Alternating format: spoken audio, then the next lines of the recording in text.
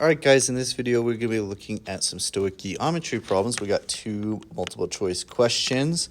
This is a lot of words for this multiple choice question, and we're really not looking at any of this. We're just going to be looking at this reaction here. So we have this reaction is balanced, and it's asking this question: which of the following statements is true when 2 moles of iron sulfide react with 4 moles of oxygen? Our reaction is just that. Iron sulfide plus oxygen goes to make iron oxide and SO2, sulfur dioxide. We got 4 answer choices, and looking at these answer choices, we can narrow it down to 50-50 just by figuring out which one is the limiting reactant. Okay, to figure out the limiting reactant, we have to use the mole ratios from the question in the balanced equation. So if I have 2 moles of iron sulfide, and it takes 4 moles of iron sulfide for it to react and form products, we get a mole ratio of 0.5.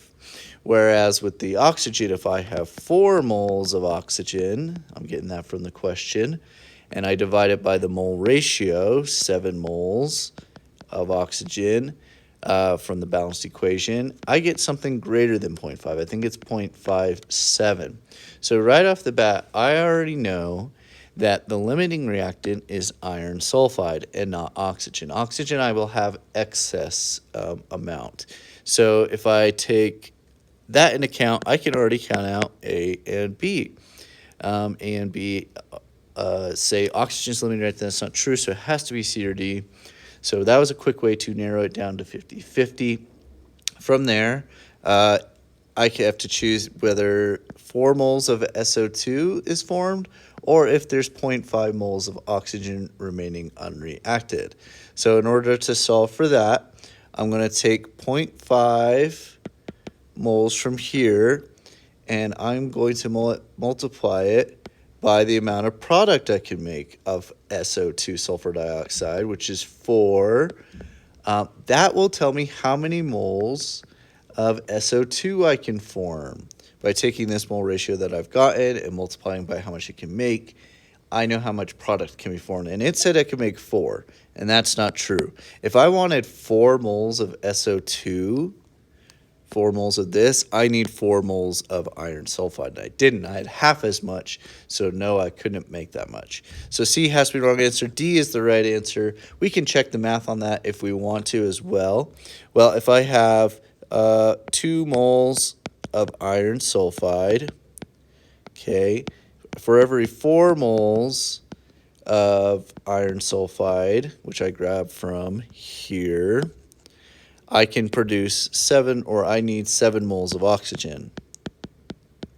Okay, doing that math, I get 3.5 moles of oxygen is used, which means excess and remaining would be 0.5 moles. Okay, if I have 4 to start with, I would only have 0.5 moles remaining. So that math does check out. D is the right answer for this first question.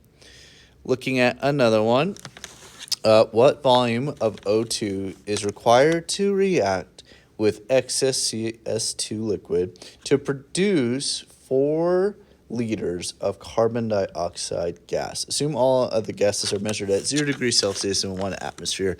This is just added in to let us know it's STP, which means 1 mole of any gas is equal to 22.4 liters of gas. Okay. Now this question really is a stoichiometry question where it's just all about ratios. So if we want to produce 4 liters of carbon dioxide, 4 liters here, it's a 3-to-1 ratio of oxygen to carbon dioxide.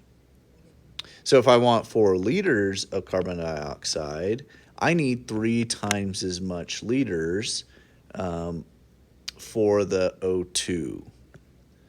So my answer has to be 12 liters, A right here.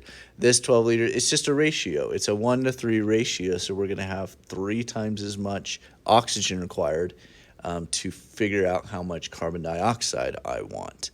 All of this is trying to do is kind of throw us off by adding some extra math and some other things. Okay, this is important to know, but we don't need to worry about that when we just have the balanced equation. We have ratios to work with.